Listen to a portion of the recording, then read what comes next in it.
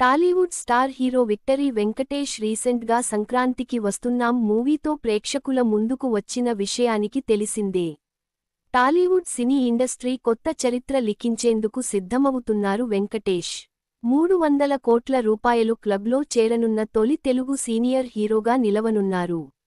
దీంతో ఆయన కెరీర్లో సంక్రాంతికి వస్తున్నాం సినిమా అరుదైన మైలురాయిగా నిలవనుందనే చెప్పాలి. ప్రస్తుతం ఆయన ఫ్యాన్స్ ఫుల్ హ్యాపీగా ఫీలవుతున్నారు. అయితే ఇప్పటికే బాక్సాఫీస్ వద్ద రికార్డులను బద్దలు కొట్టిన సంక్రాంతికి వస్తున్నాం మూవీ 300 కోట్ల రూపాయలు క్లబ్లోకి ప్రవేశించే దిశగా దూసుకుపోతోంది. అంతేకాకుండా 300 కోట్ల రూపాయలు మార్కును దాటిన మొదటి ప్రాంతీయ తెలుగు చిత్రంగా రికార్డు సృష్టించనుంది. ఓవర్సీస్లో కూడా మంచి వసూళ్లు రాబడుతోంది. ఇప్పటికే 3 మిలియన్ల మార్కును చేరుకుంది.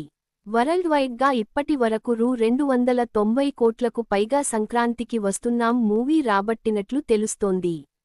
రాబోయే వీకెండ్లో సినిమా 300 కోట్ల రూపాయలు క్లబ్లో అడుగుపెడుతుందని అంతా అంచనా వేస్తున్నారు. ఎందుకంటే వీకెండ్లో మరే ఇతర సినిమా పోటీ లేకపోవడంతో మంచి వసూళ్లు రాబట్టే అవకాశం ఉందని ట్రేడ్ పండితులు చెబుతున్నారు.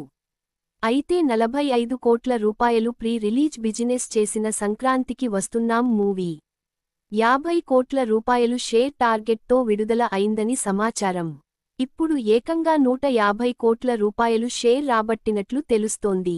దీంతో 100 కోట్ల రూపాయలు లాభాలు వచ్చినట్లు ఇండస్ట్రీలో ప్రచారం జరుగుతోంది.